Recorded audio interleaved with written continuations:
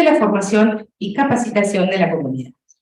En conjunto, entonces, buscamos promover la difusión de los estudios irlandeses y a la vez propiciar un ámbito de reflexión y diálogo entre Irlanda y Argentina, y también la región, en virtud de los vínculos que nos unen, desde la literatura, la historia, las relaciones internacionales y los estudios culturales.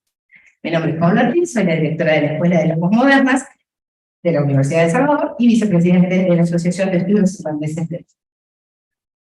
La profesora Campomar hará entonces hoy una presentación sobre el desarrollo de la identidad cultural de Irlanda a través de su literatura y la manera en que esa identidad ha definido la cultura, la sociedad irlandesa contemporánea.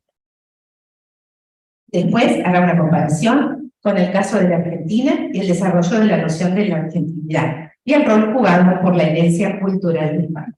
Le doy entonces la palabra ahora al presidente de AES, Jean-Pierre Farah. Muchísimas gracias, Paula. Bienvenido. Es una tarde lluviosa, es el 24 de mayo, así que a pesar de esto estamos aquí, un grupo comprometido y también acompañado por los que están siguiendo virtualmente. Les doy la bienvenida en nombre de la asociación, les doy la bienvenida a Marta Campomar. En realidad, yo conocí a Marta en el año 1989, estuve aquí en la embajada en un breve periodo durante la asunción de Menem como presidente, y nos encontramos, creo, en ese momento. Y esta charla en realidad surgió de unas conversaciones respecto de identidades culturales y la experiencia irlandesa, la experiencia en España. Yo estuve en España durante 5 años antes de ir, donde el debate sobre la identidad española sigue siendo viva, y después aquí en Argentina la idea de la argentinidad y los distintos elementos en la construcción de la identidad argentina. Y cómo se puede, digamos, hacer, o si se puede hacer comparaciones en estos procesos. En el caso de Irlanda, por ejemplo, el nacionalismo cultural en el siglo XIX jugó un rol importante en el contexto del movimiento hacia la independencia. Irlanda saliendo, digamos, de un estado de colonia, llegando a la idea de independencia, y la identidad cultural que iba a salir de eso y cómo se iba a definir, sobre todo en el contexto de la relación con el poder colonial, el expoder colonial, y comparando esa con otras situaciones. No tratando, tengo que decir, de buscar similitudes, si no las hay, pero simplemente una conversación entre personas que tienen interés en el tema para hablar de las distintas situaciones y buscando, en cierto modo, como dijimos, Marta, ideas y sugerencias, pero es un debate, no es una presentación, no es cierto, es una presentación, pero con ideas basadas en su estudio de la literatura irlandesa o anglo-irlandesa. Marta tuvo su doctorado en Leeds University en Inglaterra. Después de haber cursado estudios y licenciatura en literatura inglesa y española, hizo su doctorado en estudios españoles. El título fue Don Marcelino Menéndez Pelayo y las polémicas católicas de la Restauración, los años 1875 a 1900. 12. Siguió estudios en Irlanda, en Trinity College, Dublin, en los años 80, y estuvimos hablando y me mencionó que había dado una conferencia aquí en Buenos Aires en octubre de 1988, en una conferencia que fue auspiciada por la Federación de Sociedades Irlandesas, 1000 años de confrontación política y cultural hacia una Irlanda moderna.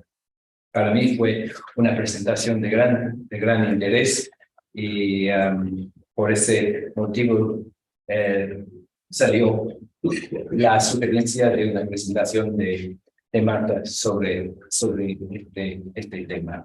Así que Marta, te doy la palabra y seguimos. Muchas gracias, José. Esta charla. Muy bien. Sí, es una charla para tirar ideas, porque el tema de la identidad es un tema muy complejo y complicado, por donde se las mires, ya sea por el lado historiográfico, antropológico. Hay 20.000 formas de mirar el tema. Y grandes discusiones de por medio, así que no vamos a intentar entrar en todos esos rubros. Cada uno va a tener su experiencia sobre identidades de acuerdo a sus profesiones y a sus intereses peculiares. Nosotros decidimos que lo más sencillo es entrar un poco en la parte literaria, porque es lo que uno más lee, ¿no? Porque si nos metemos en la historia, en la historiografía, que también lo hubo grandes disputas en nuestro país sobre la hispanidad, por ejemplo, o la argentinidad entre españoles y argentinos, también nos vamos a encontrar con grandes historiadores, que ese es otro capítulo. Pero no vamos a entrar en esto porque si no es complejo y puede ser para el año que viene o para otro año que entremos en la parte historiográfica. Cuando hablamos de estos temas con Justin, dijimos, bueno, vamos a tirar algunas cosas que nos pueden a lo mejor aclarar algunas formas de aproximarnos a ciertos textos, porque no creo que muchas veces se le ha dado su importancia al tema de la identidad como tal, que es problemática, es un dilema en donde lo veamos, en Sudamérica, en Irlanda, porque es lo que una investigadora que voy a mencionar ahora llamaba Becoming National, ¿no? Becoming National. Este era el título de un libro que salió en Oxford University Press, de varias personas que participaron en el libro.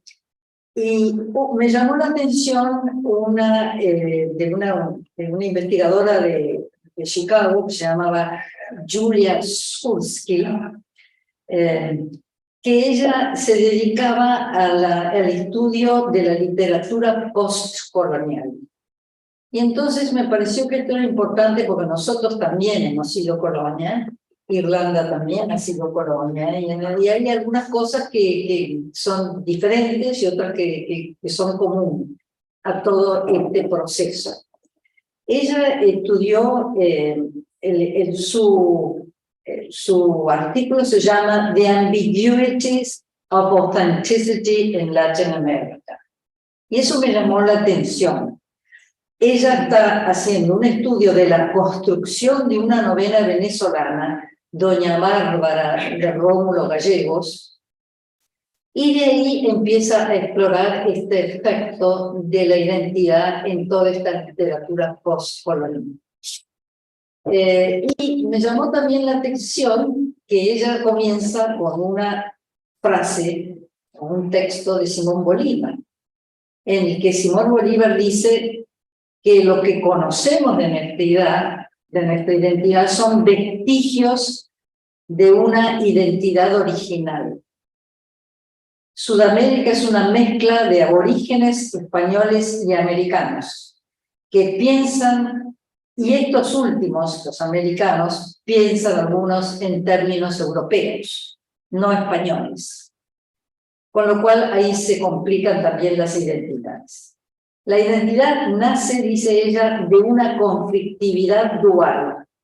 Le disputamos nacionalidad a los nativos, a los pueblos de origen, y reclamamos ownership, ser dueños de un territorio en que hemos nacido, contra los invasores. Ella lo que está planteando es que llega un momento, incluso en Sudamérica, que las élites, esas élites culturales de Hispanoamérica, le dan la espalda a la madre patria, pero vienen de ella. Es decir, el origen de ellas es eso.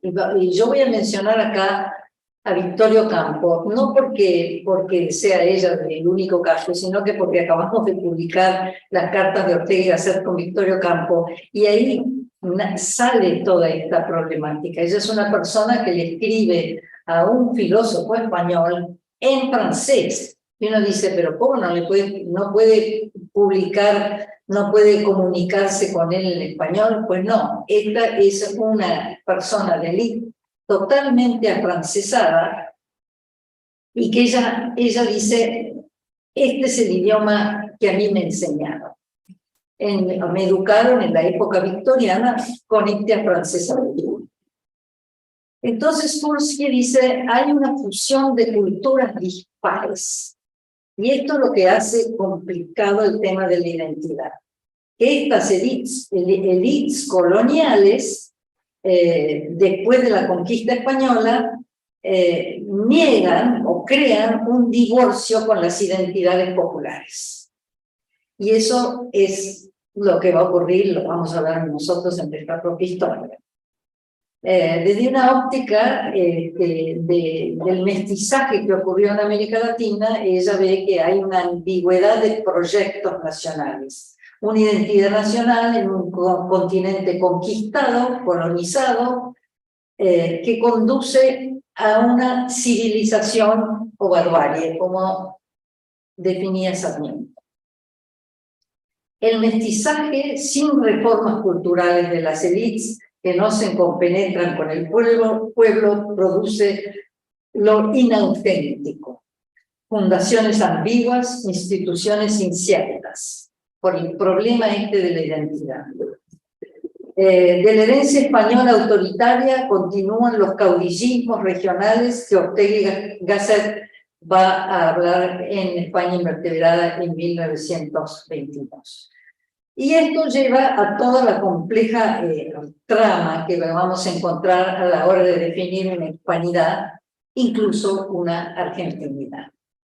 Bueno, vamos a dejar, la hispanidad es muy complicada también, porque no es solamente Hispanoamérica. Ortega va a incluir en la hispanidad también a las razas negras, a las razas orientales, como Filipinas, por ejemplo, y él dice que es un abanico mucho más grande y más complejo. Que después, con las guerras civiles y con todo el embrollo ideológico entre España, que hay en España mismo, la hispanidad va a acabar siendo un debate también cuasi religioso, donde el lado conservador religioso se va a adueñar de la hispanidad, pero el otro lado dice que también la hispanidad les pertenece, en fin. Ahí hay toda una historia que no vamos a entrar porque es muy complicada.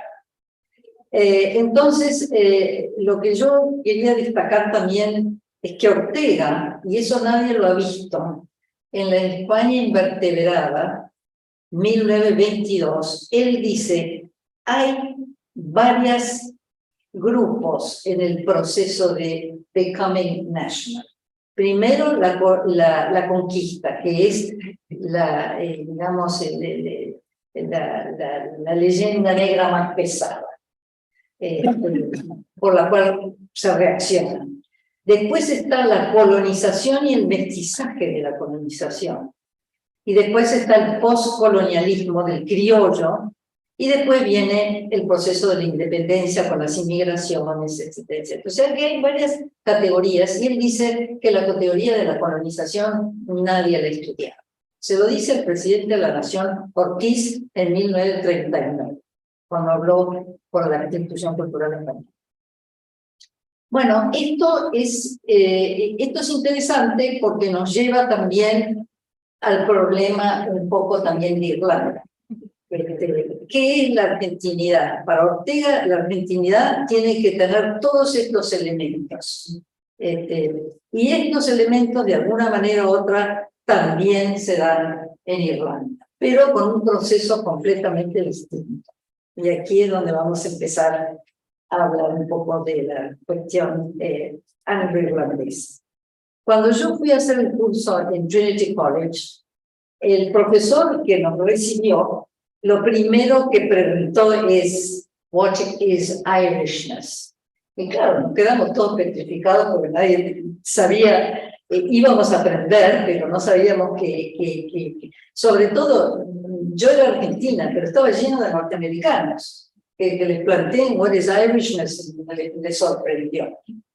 Pero a lo largo del curso empezamos a ver la complejidad del asunto y que no se podía entrar así como así nomás en la literatura de Irlanda sin discutir esta cuestión de what it is Irishness. Y que había que estudiar una cuota bastante importante de la historia de Irlanda también. No se podía entrar así a leer James Joyce de una manera, o Beckett o cualquiera de estos autores, de forma fácil. Entonces, este señor, yo voy a seguir un poco lo que él nos planteó, que a mí me pareció muy interesante, que él dijo, bueno, Irlanda tuvo un medioevo complejo e importante, donde convivían varias, por ser una isla, varios grupos invasores, por ponerlo así. Entonces él dijo, bueno, estaba la Irlanda gaélica por un lado, estaba la inclusión de los normandos, después los anglosajones, y en el siglo XV entró el cristianismo, con su variante que después va a ser el catolicismo. Es decir, esta cuestión de la unión del paganismo gaélico y el cristianismo se dio también en España con los ritos isidorianos. Es una cosa común en Europa. Pero ¿qué pasó? Y esto es muy interesante, que me pareció que él hizo la distinción. Dice, el mito de San Patricio, que nosotros vemos con todos esos símbolos gaélicos alrededor, en el fondo, San Patricio, si hubo uno, si hubo dos, esa es otra polémica, es el que romanizó el catolicismo. Entonces, la romanización, y Marcelino Méndez Pelayo dice lo mismo, perdimos los ritos isidorianos cuando se romanizó el catolicismo. ¿Qué quiere decir esto? Que el catolicismo pasó a estar bajo la autoridad de Roma. Entonces, ahí había otro elemento que ya entra dentro del cristianismo. No es solamente la unión de lo pagano y lo gaélico o los ritos isidorianos o lo que sea, sino que ya Roma empezó a pesar en las reglas del juego de esa cultura cristiana gaélica de Irlanda, como de España, como de Francia y como de otros países. Bueno, entonces lo que él nos proponía es que en este Irishness ya había varias lenguas girando en Irlanda. El francés, el latín por el catolicismo, la lengua gaélica y el inglés medieval. O sea, ya el irlandés era una persona abierta a todas estas lenguas. O sea que esta mentalidad, y yo siempre he pensado que sí, que el irlandés tiene una mentalidad muy flexible, enseguida se adapta a ciertas cosas, porque por esta mezcla, no era una cosa cerrada o atrasada, no, él lo describía como una cosa muy vital. Eso era el medioevo en Irlanda. El problema empieza después, cuando Europa se divide en reforma y contrarreforma. Y es la época de los Tudor, de la dinastía de los Tudor. Ahí sí ya empiezan los problemas más gordos de identidad. Para España también, cuidado, porque España también se enfrentó ella sola al protestantismo y a las invasiones que venían también de África.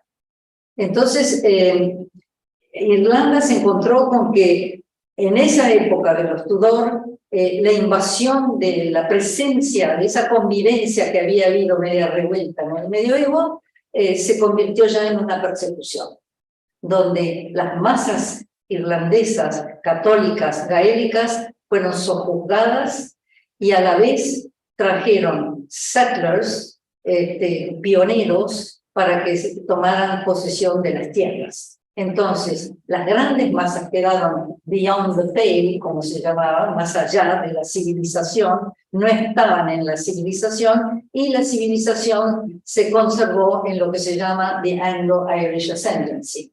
Estos ingleses que venían a ocupar las tierras de Irlanda y que muchos de ellos además vivían absentees, vivían en Inglaterra y gastaban los dineros de Irlanda viviendo afuera. Y hay una novelista que va a llamar una de sus novelas The Absentee Landlord.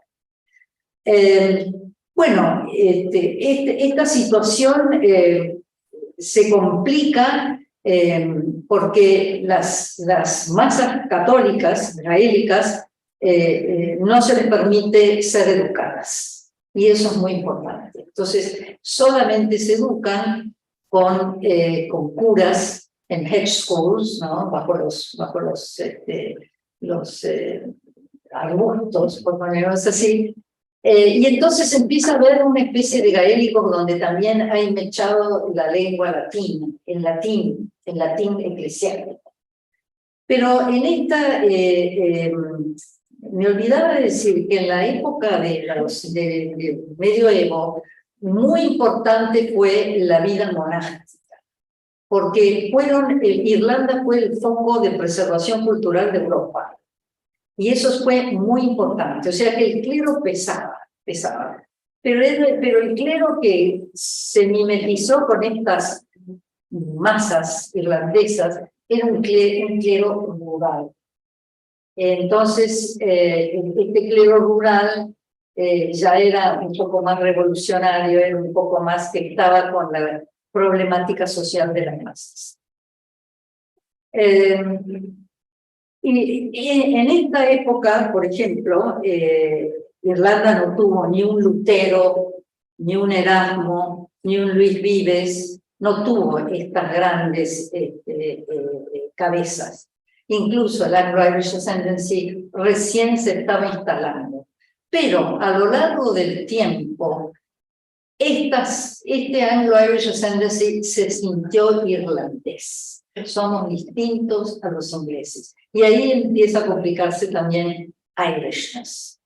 Porque ellos se sienten irlandeses, pero la verdadera tradición de Irlanda estaba ahí abajo en las masas, que hablaban gaélico y que tenían los orígenes de la tradición literaria que era oral en general. Entonces, ¿qué pasa? Empieza a haber toda esta nostalgia por ser Irish, distintos de los ingleses. El primero, y vale la pena decirlo, que el primero que salió la primera voz disidente, que creo que en Irlanda lo consideran como el padre también de los inicios del separatismo irlandés, fue nada menos que un clérigo que se llama Jonathan Swift, que él, desde un punto, él no estaba defendiendo las masas católicas, nada de eso. Él lo que quería era una voz propia para los irlandeses, que no tenían parlamento, que no tenían leyes propias, que Inglaterra estaban gobernados por Inglaterra. Ellos querían esos derechos. Ese libro de Gulliver's Travels que hemos leído todos de chiquitos y parece como una especie de cuento de hadas que los niños leen con el gigante, con los hombrecitos, es una feroz sátira de la situación irlandesa, del hambre, de la pobreza, de todo la inteligencia del animal es más inteligente que el hombre. A mí me hace acordar un poco a Goya, esa literatura media salvaje, esa cosa de que comen a sus propios hijos, que tiene Goya también. Bueno, el pobre Swift, con todos estos alegatos, no fue muy popular en Inglaterra, y medio pues lo dejaron de lado, pero la voz siguió pendiente, estuvo ahí. Entonces, lo que encontramos después es que empieza a dar un sentido de que efectivamente las masas son pobres, no están educadas, algo hay que hacer. Y aquí hay una novelista irlandesa que para mí fue muy interesante, que se llama Maria Edgeworth, que también es de Anglo-Irish Ascendancy, pero era una reformista, lo que podríamos decir una reformista liberal. Ella sí estaba, de hecho, dijeron que se destacó muchísimo en la cuestión social durante The Irish Panic, ayudó a mucha gente. Pero ella, ante este problema social enorme, que además es una amenaza para la Anglo-Irish Ascendancy, ella dice, ¿por qué digo que es una amenaza? Porque ella escribió un libro que se llamaba Castle Rackrent, una novela, donde ella ya da a entender que el hijo del administrador está en ascenso y va a desbancar al dueño de la propiedad, lo que ocurrió. Entonces ella era como una metáfora. Esto es lo que nos va a ocurrir si no tenemos cuidado y no hacemos algo para reformar y para unificar un poco el problema de lo que en aquel entonces se llamó The Irish Question, ¿no? Era un problema para Inglaterra también. No voy a entrar ni puedo entrar en el embrollo político de todo esto, porque hay muchos pasos que se dieron desde un punto de vista político para tener un parlamento propio, para cambiar las leyes. Eso ya tendríamos que tener otra charla, Justin. Pero hay gente que está consciente de esto. Y esta misma autora, Maria Edgeworth, escribió un libro que se llama The Absentee, donde ella describe el ideal del irlandés que tendría que ser responsable, volver a Irlanda, trabajar la tierra y repartir los beneficios con los Irish peasants. O sea, ella es una reformista en ese sentido y una pacifista, ella no quiere violencia. Hay otras mujeres, como Lady Morgan, por ejemplo, que dice que la solución de Irlanda es como la veía Bolívar también, el casamiento entre el mestizaje. Entonces Lady Morgan dice, no, nos tenemos que ir casando y qué sé yo, y con eso vamos a poder hacer una reforma pacífica. Pero no era tan fácil. Todas estas propuestas son cosas que aparecen. Después también hay literatura gótica, de una imaginación más auténtica, como diría Ramón de Valle-Inclán, sobre la situación de Irlanda. Hay otros que son más románticos, pero el problema para el Anglo-Irish Ascendant es que tiene que publicar esto en Inglaterra. Su público está en Inglaterra, no tienen mercado en Irlanda. No tienen un mercado literario, entonces tienen que escribir para los irlandeses. Esto le pasó a Bernard Shaw, le pasó a varios que estaban en Inglaterra, que en realidad para salir adelante como escritor necesitas un público. Sheridan, no voy a mencionarlo, pero lo van a encontrar fácilmente. Bueno, con todo este proceso que se va desencadenando, hay un grupo que es muy interesante a fines del siglo XIX y principios del siglo XX, que es The Antiquarian Movement. Son, como Ortega decía, ¿qué hacemos con el pasado? Eso es un problema, ¿qué hacemos con el pasado? Entonces, estos irlandeses deciden mirar el pasado. Ellos dicen, si nosotros tenemos que ser autores, creadores de una identidad irlandesa, no tenemos más remedio que mirar la antigüedad del Irishness que son las masas católicas las que los tienen. Entonces necesitaban traductores para tener acceso a todo ese material. Acá quiero mencionar una mujer que para mí fue extraordinaria, que se llama Lady Gregory, casada con Sir William Gregory, una especie de, no te voy a decir de Victoria Ocampo porque no es lo mismo, pero una mujer de Irish Ascendancy, que ella se dio cuenta que si ella no aprendía la lengua de los nativos, era inútil hablar de Irishness. Entonces aprendió la lengua de los nativos y lo empujó a W.B. Yeats, nada menos, a que entrara dentro de esa tradición. Y él empezó a escribir entonces piezas de teatro y de poesía de la tradición oral que le llegaba de estos ecos de la cultura gaélica, de las sagas, de los cantos, de toda esa tradición oral. Pero necesitaban del traductor, no lo podían hacer solos. Lady Gregory también fue muy importante en el sentido de que ella fue la fundadora del Abbey Theatre, que es hoy muy famoso en Irlanda, y convenció a Yeats, a Synge, a una cantidad de escritores a que pusieran sus propias piezas de teatro y que tuvieran un teatro propio. Ella, cuando Ortega dice que las mujeres fueron inspiradoras del hombre, bueno, ahí tenemos un ejemplo concreto de una mujer que logró movilizar a estas grandes mentes. Ella también escribía, pero no era una mujer de, digamos, no tenía el calibre de W.B. Yeats, por ejemplo. Después empezaron a entrar otros dramaturgos que empezaron a hablar sobre el problema de Irlanda como tal, el problema social, o Casey, por ejemplo, ¿no? Entonces empieza a haber como empieza a haber un juego donde ya empieza a entrar, y a la vez que está ocurriendo todo esto de Irish Revival, empiezan a organizarse los católicos para movilizarse políticamente, con Jania Lozano.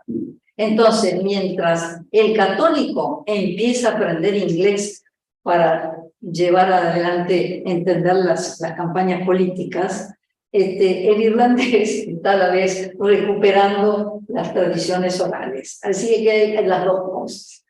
Hay un autor que yo quisiera mencionar que se llama William Carleton, que describe muy bien ese revoltijo que hay en la sociedad irlandesa entre el inglés, el gaélico, el latín, toda esta especie de cosas que las masas están adaptando, digamos, y manejando, ya sea políticamente como literariamente. Literariamente todavía no están ahí, pero se está moviendo en ese Irishness medio revuelto, por ponerlo así. Bueno, es importante, bueno, después hay varios pasos legales que se van a dar hacia la independencia de Irlanda, que no vamos a entrar en ese tema. Lo único que quería decir es que en 1916, que fue el primer paso a la independencia, es el año en que está Ortega y Gasset acá hablando sobre la identidad argentina, el mismo año que está ocurriendo hoy. Y Yeats, Joyce están en Revista de Occidente. Es el primero que pone al público español la obra de estos personajes. Y después, bueno, quiero mencionar así muy de pasada James Joyce y Beckett, que son los del exilio, los que se van y dicen, bueno, todo este Irishness, la verdad es que nosotros somos humanidad. Y entonces, nosotros, el problema de Irlanda está bien, pero como dice Beckett, las lágrimas no necesitan ser ni gaélicas ni francesas, él escribe en francés, ni inglesas, son lágrimas. Pero hay una cosa que llama la atención en Irlanda, es la facilidad oral, la facilidad del lenguaje oral, que lo tiene Beckett en sus piezas de teatro y que lo tiene James Joyce. un profesor de la Universidad de Trinity College decía que Ulysses hay que leerlo en voz alta para entender los sonidos, los acentos. Para que sea una novela viva, hay que leerlo oralmente. Y él se dedicaba a eso. Vino acá a Argentina, habló y leyó Ulysses también oralmente. Y realmente es una transformación total. Algo tenemos los argentinos de la parlanchinería también. Nosotros nos gusta la cuestión hablada. Pero bueno, no podemos entrar en todo esto. Lo único que voy a decir es que James Joyce intentó romper el lenguaje del invasor en Finnegan's Wake, que es una novela muy difícil de leer y muy difícil de comprender. Pero ese fue su proceso. Ahora, yo voy a mencionar nada más que esto último de James Joyce, la maravillosa película de Huston sobre Dubliners, The Dead. Porque ahí tenemos el problema de Irishness perfecto. Entre las comensales que están en esa fiestita que dan dos señoras mayores, hay un protestante que tiene su lenguaje, hay católicos, se arma una discusión política interesante. Pero lo más impactante fue cuando llegó un tenor y se puso a cantar una canción en Irish. Y las dos viejitas dicen, "It sounds strange but familiar". Como diciendo, es algo del pasado que nos está viniendo, pero que ya no lo recordamos demasiado. Es una película maravillosa para entender el tema de Irishness. Y bueno, la chica principal que se acordaba que mi novio le había cantado esa canción y que luego se había muerto, etcétera, etcétera. Es maravillosa ese cuento para describir esta complejidad. Bueno, Irlanda, hoy por hoy, hablábamos con Justin hace poco sobre el tema de Irlanda del Norte, porque también ahí hay una identidad peculiar, propia. Ellos se quedaron dentro de Inglaterra y dentro de una tradición de Irishness completamente distinta. Y tiene grandes escritores como James Heaney, yo no me acuerdo, Tom, y yo creo que para Irlanda lo más importante, como para España, fue la entrada en la Comunidad Europea. Porque yo creo que eso les dio una cohesión. Irlanda, de todos modos, siempre fue Europa. No sé si se discutía mucho el tema europeo en Irlanda, pero en España sí. Y Ortega fue el gran europeo. Dijo, España es Europa, no acabamos en los Pirineos. Y la verdad que él decía, el problema es España, la solución es Europa. Y yo creo que para Irlanda ha sido lo mismo. El problema se fue cohesionando, por ponerlo así, el Irishness se fue ubicando. Hoy se enseña gaélico, hoy hay una lengua nacional, hoy hay una, pero son Europa también.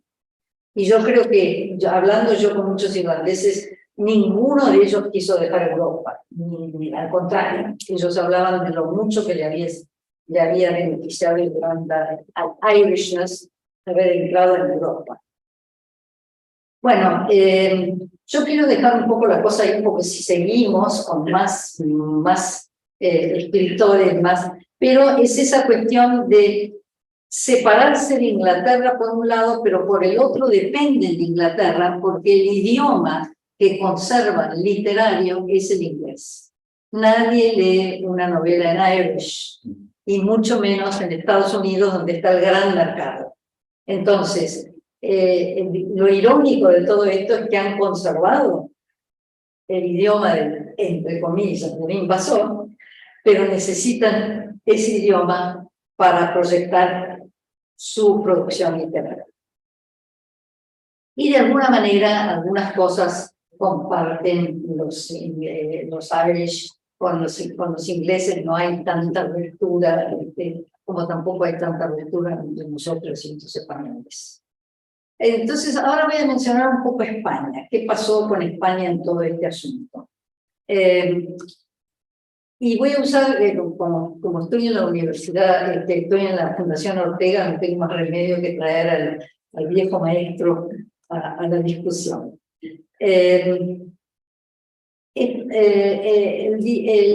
Ortega en muchos escritos habla de el alma de España, el alma de un pueblo, con su presente, pasado y futuro. ¿Y por qué insiste en esto? Porque el argentino es culturalmente presente. No le interesa el pasado, no le interesa qué pasó en España, la literatura española como tal, van a lo propio. Bueno, acá yo quiero traer un poco al viejo maestro Ortega, don Marcelino Menéndez Pelayo. Don Marcelino Menéndez Pelayo, en 1894, pedido de la Academia de Letras, publicó Los orígenes de la poesía latinoamericana, los orígenes de la literatura en hispanoamérica. Ahí él dijo, hay dos civilizaciones, hay dos focos de civilización, México y Perú. ¿Qué entiende Marcelino por focos de civilización? Donde hay una corte, donde hay pensadores, teólogos, lo que sea, donde hay incluso una inquisición, donde hay teatro, donde hay, bueno, el ambiente de Sor Juana Inés de la Cruz, que nosotros no tuvimos. Y entonces, él dice, los argentinos, a la hora de describir los orígenes de nuestra literatura, él dice una cosa que yo creo que dice. Los argentinos están forjando su idioma, el idioma de los argentinos, del cual Borges publicó un pequeño ensayo, y era materia de gran discusión en el siglo XX, en la época de Ortega, el problema del idioma. Todavía sigue siendo, ¿no? Vamos a los congresos y sigue estando el mismo problema del idioma. Lo que los españoles decían, los lingüistas que venían por la institución cultural, hablaban de variantes. España tiene sus variantes, tiene el gallego, tiene varios modos de hablar, de usar el español. Y ellos decían que la Argentina era una variante más. Y que esto no quería decir que éramos distintos, sino otra forma de expresar. Y Marcelino, ¿qué dice? Los argentinos forjan su idioma, y yo creo que eso sí que es cierto, desde la prensa. Desde la prensa. Y nosotros, fíjense cómo vamos forjando nuestro idioma desde la televisión. Vamos cambiando permanentemente, poniendo además frases en inglés, en español, el look, el no sé qué, ¿viste? El rent, el sale, todo esa facilidad que tiene el argentino para poner palabras de todo tipo. Sobre todo ahora está de moda más el inglés que el francés. Lo afrancesado ya creo que se perdió, pero lo anglófilo todavía sigue dando vueltas. En la televisión, lo vemos en el mundo de la farándula, lo vemos. Entonces, es una forma, una variante de nuestro idioma. Y entonces, así, don Marcelino, eso no le gustó nada a los argentinos, lo que dijo don Marcelino de ellos, pero bueno, yo creo que, claro, acá no había civilización, no había lo que había en México y en Perú, no había escritores. Entonces, cuando nosotros hablamos en la Argentina, miren qué contradicción. Los argentinos siempre hablan de vanguardias. ¿Pero vanguardias de qué? Si no tenemos una literatura que recién estaba empezando. Nuestra literatura es una literatura incipiente. Se va a ir formando, y se va a ir formando con Borges, con Bioy Casares, con todo. Esa es la generación de Victorio Campo que van haciendo una literatura argentina, y con toda honra, y con todo orgullo. Pero no hay vanguardia, las vanguardias están en Europa. Es lo que viene de fuera.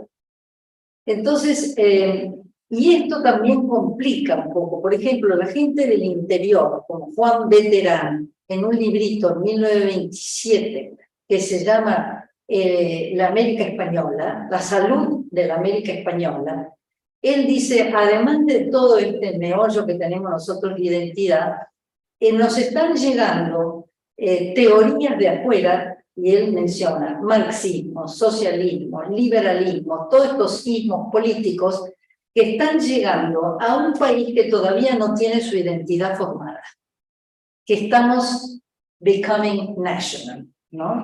Entonces él dice, y esto puede ser peligroso, si tuviéramos una identidad más formada, a lo mejor podemos elegir más nuestras opciones. Pero al tener todo este revoltijo, y no nos olvidemos que Juan Beterán era fundador y director de la Universidad de Tucumán, manejaba estudiantes. Entonces, él estaba preocupado por todo esto, porque decía, nuestros estudiantes están recibiendo todos estos influjos y no saben cómo manejarse. Ortega también lo vio. Escribió cartas a los jóvenes que estudian filosofía y él también dice, hay que organizar esta revuelta identidad argentina, hay que darse tiempo para madurar. Para madurar, él no decía que no tenía que existir, decía que hay que madurar poco a poco todo este revoltijo. Bueno, se planteaba en aquella época de Ortega dos cosas. ¿Quién es el autóctono y quién es el exótico? ¿Quién es el de adentro y quién es el de afuera? Entonces, todo este complejo de terminologías es lo que conduce también y complica la historia de España. Y es ida y vuelta. Hoy conversábamos de que los españoles les falta eso que tenían los ingleses, es decir, el imperio inglés, no acaban de integrar a Hispanoamérica como corresponde. Pero nosotros tampoco la integramos a España como corresponde. Entonces es un ida y vuelta. El problema de la identidad está en ambos lados, en el fondo.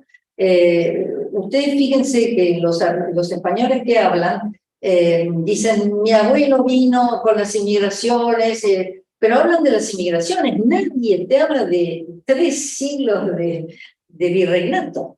Nadie habla, nadie sabe eso. Ni en España, ni aquí tampoco. Acá tijereteamos la historia de acuerdo a las necesidades políticas, entonces el pasado a veces queda en una especie de bruma total. Yo, por ejemplo, le comentaba hoy a Justin que Ortega había escrito dos artículos muy interesantes, del cual sale mucho de nuestra literatura argentina, que es El hombre a la defensiva y la pampa promesa, del año 1929, después del segundo viaje. De ahí se armó un gran revoltijo de opiniones sobre la identidad, sobre qué somos, y bueno, ahí está Marechal con su Adán Buenos Aires, Mallea con una pasión argentina, de la Argentina visible e invisible. En fin, Ortega revolvió el avispero y de ahí salieron un montón de escritores muy interesantes, pero cuyo objetivo era aclarar el tema de la identidad, de la argentinidad, que era un tema muy complejo. Skursky, por ejemplo, menciona a Ricardo Rojas. Dice, él sí hizo un intento nacional de unir la literatura en Euridia, esa obra de 1924. Joaquín de González, hay toda una generación de cual hoy nos hemos olvidado por completo, que existieron, que aportaron, que escribieron obras importantes.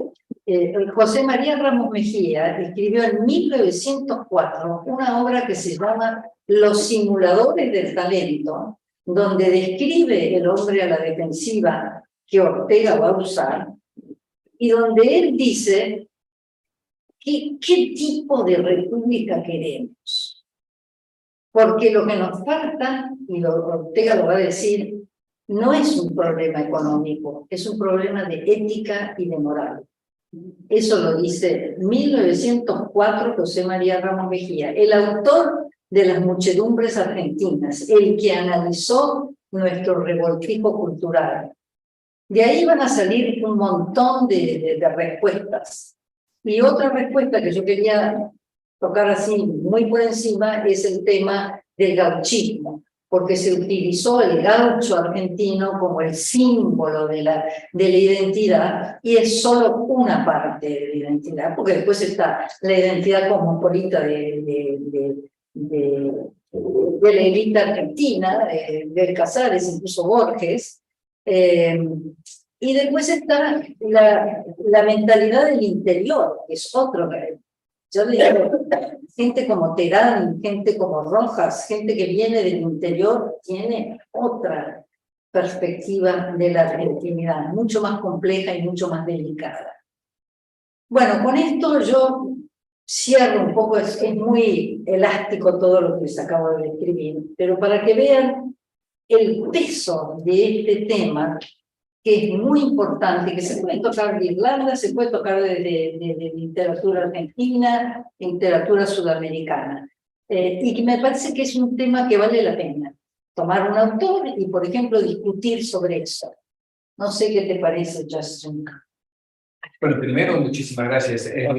Pusiste el dedo en él. Gracias. Totalmente, en muchos sentidos. Y lo que me llama mucho la atención, la idea de que es elástico, podríamos ir en muchas direcciones. Hay mucho contenido. Unos comentarios de mi parte. Primero, respecto al análisis de Irlanda, lo que mencionaste, un elemento importante en el contexto irlandés que no existe aquí en la Argentina es el tema de la religión. Dijiste con toda razón que fue la reforma y la contrarreforma que realmente creó unas identidades incompatibles en cierto modo. Y todavía la Irlanda moderna está negociando en cierto modo. Así que eso es fascinante para alguien veniendo de la Argentina, porque la religión en ese sentido no juega, no tiene un rol. Y la identidad en Irlanda ha tenido mucho que ver con justamente esta división religiosa. Y sí siguió durante el siglo XX, el nuevo Estado se formó, se creó, pero la identidad cultural, en cierto modo, con énfasis en este pasado gaélico, mirando atrás, buscando el idioma gaélico, esa identidad, tuvo mucha ventaja porque dio una confianza, en cierto modo, a un Estado muy débil, tratando de ponerse de pie en el mundo. Pero del otro lado, no se habló tanto de la manera en que esa identidad excluyó parte de la población que no compartía esa identidad. Y eso fue el caso en Irlanda del Norte, porque existe una población que son irlandeses, pero rechazan eso como una identidad unidimensional. Y en ese sentido, la religión sigue siendo importante. Lo que dijiste también, que creo que es importante, Joyce, el europeo, en cierto modo, él, cuando trataron de empujarlo hacia una identidad, digamos, más nacionalista, lo rechazó. Pero él se autodefinió como europeo, universal. Yo no quiero meterme en este caja de la identidad irlandesa y eso es cierto y sigue siendo relevante creo que también veniendo de Irlanda lo que se dice medio en broma que los irlandeses nunca se olvidan su historia, mientras que los ingleses no se acuerdan de su historia. Pero en el caso de la Argentina siempre se nota lo que dijiste, que es como la historia empezó en 1810, cuando uno entra en las librerías buscando, uno encuentra muy poco material respecto a lo que pasó en los 3 siglos anteriores. Y en ese sentido, una diferencia entre Irlanda y Argentina. Mencionaste The Dead de Joyce, que es una historia fascinante, y la película de Houston también. Lo que me vino a la mente fue esa imagen de la acusación que hizo uno de los caracteres contra otro, porque se iba a ir de vacaciones, no al oeste de Irlanda para aprender el gaélico, pero en otra parte. Ella lo acusó de ser un West Bridge, un vendepatria. Entonces, en cierto modo también es interesante porque estaba acusándolo de no ser auténtico, porque no se quiso identificarse con esa Irlanda auténtica, y eso es una tensión que existe todavía.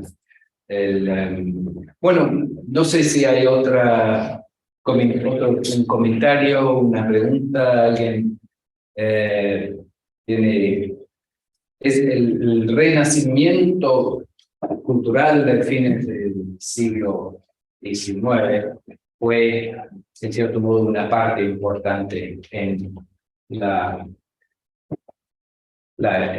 creación del nuevo Estado en los primeros años del siglo XX. Pero fue difícil porque ese grupo, muchos de los involucrados, bien decía Marta, venían de lo que en la Argentina se hablaría de la oligarquía. Entonces, esta gente, ¿cómo podría realmente sentir esa historia, esas tradiciones? Y en cierto modo, cuando leo más aquí en la Argentina el debate, por ejemplo, como yo decía antes, Scalabrini, Ortiz, cuando se habla de una civilización como derivativa, importada aquí en la Argentina, que fue en cierto modo impuesta, vino con los europeos, fue impuesto, pero no se tomó en cuenta la realidad, la autenticidad de lo que fue antes.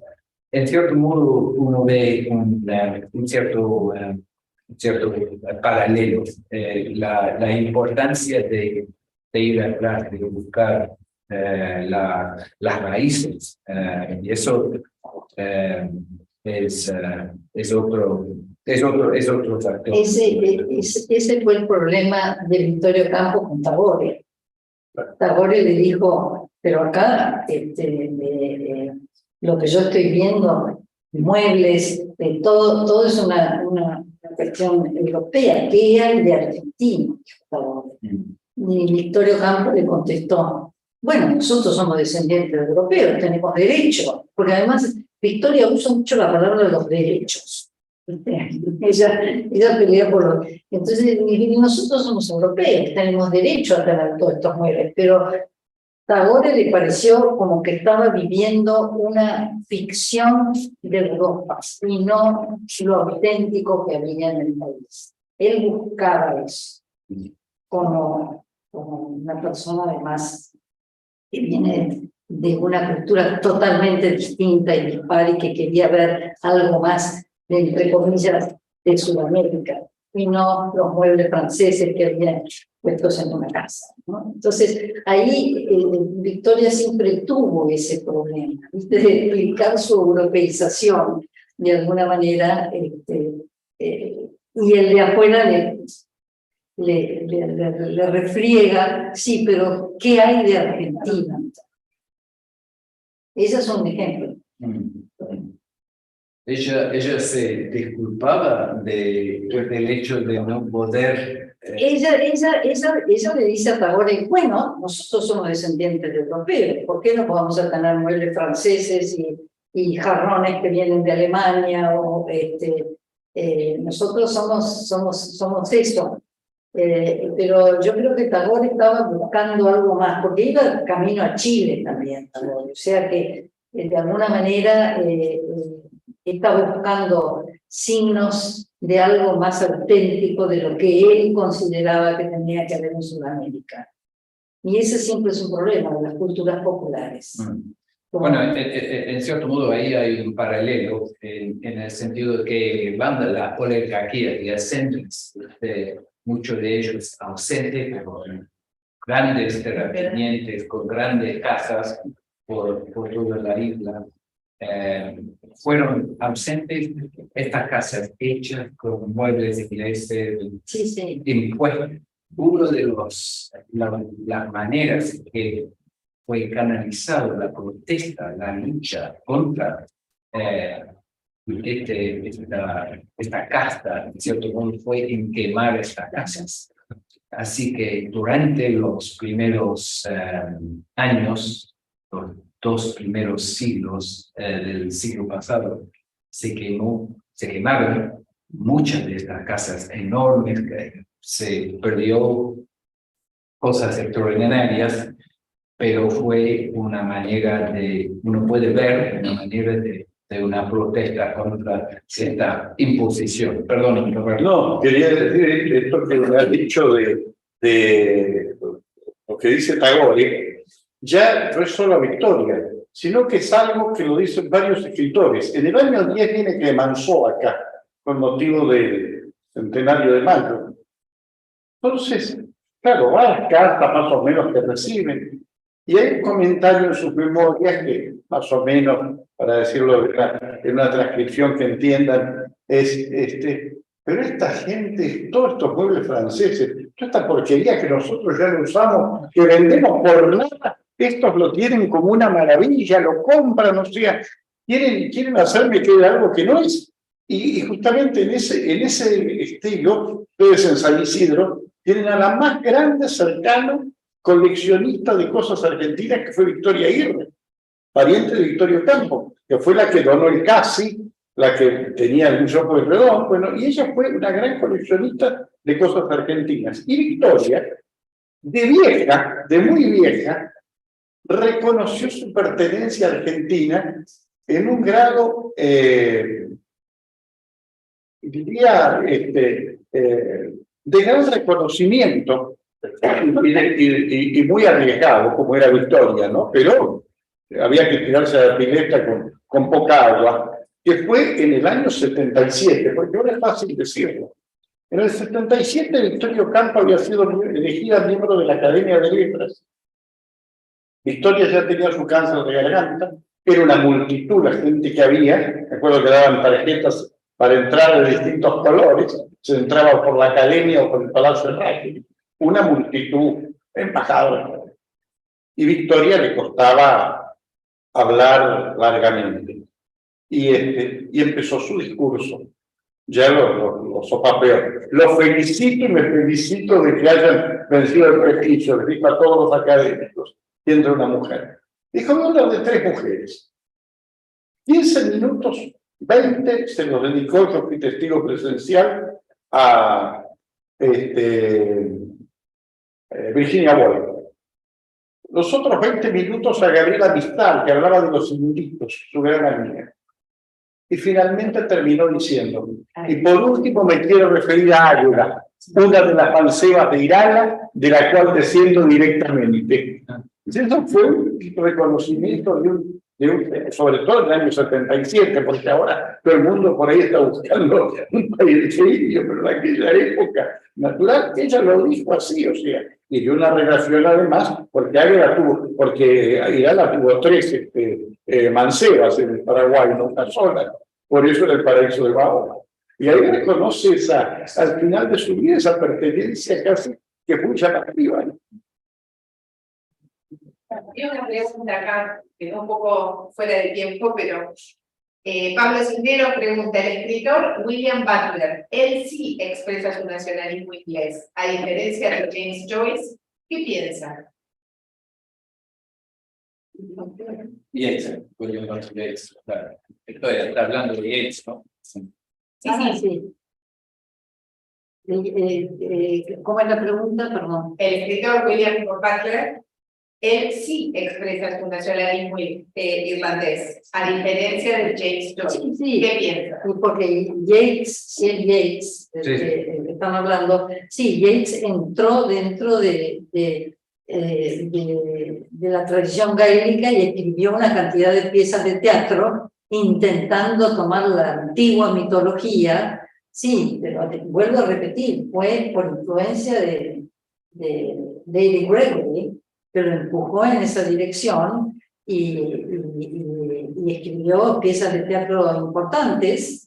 Después Yeats se va a ir también un poco hacia la parte oriental, me parece, en la poesía. No se quedó solamente en eso, pero James Joyce no quería saber nada. Joyce, además, Joyce había sido educado por los jesuitas, ¿no? Y escribió Portrait of an Artist, que donde habla que había sido educado en la más estricta sistema escolástico. Entonces hay una reacción contra todo eso. Él quiere ser un ciudadano del mundo, aún reconociendo los valores que había tenido esa formación. Still de la Aquinas, decía. Bueno, uno ve que son tiempos distintos, porque Yeats está dentro del Irish Revival y Joyce está fuera, y se va afuera, y escribe desde fuera. Totalmente. Yates, en cierto modo, influenciado en parte por David Gregory, él se inclina hacia esas tradiciones perdidas, hacia esa identidad perdida y tuvo una influencia importante en empujar a otros escritores en la misma dirección. Él no hablaba en gaélico, pero tenían traductores para traducir las sagas irlandesas, los ciclos, y es un importante elemento en su obra.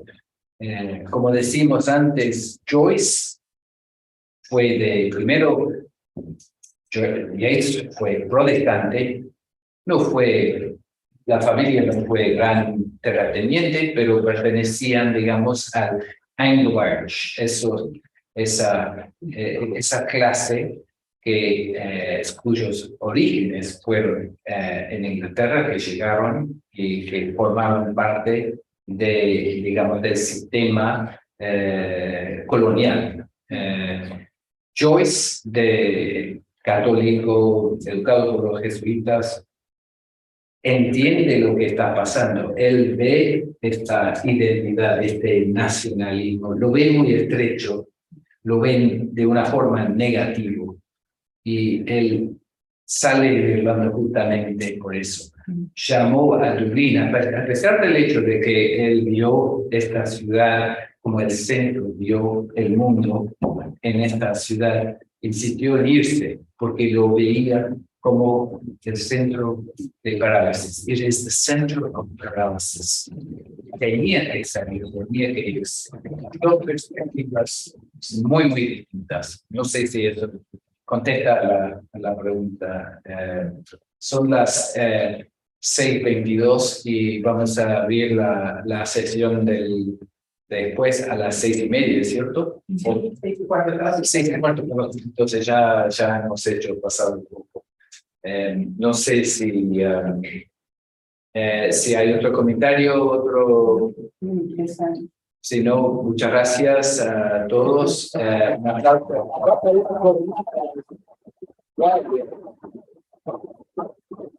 Para mí es muy valioso y estamos la obra la conferencia que dio Marta sobre los desarrollos de la literatura irlandesa y la identidad cultural está siendo escrito de nuevo, ¿no es cierto? Y que lo vamos a poder circular para La los... tuve que dar en inglés en la Universidad de Tucumán. No me lo creen. Pero bueno, había interés en esta variante de la literatura, de grandes escritores. Y entonces necesitaban darle una cohesión al tema.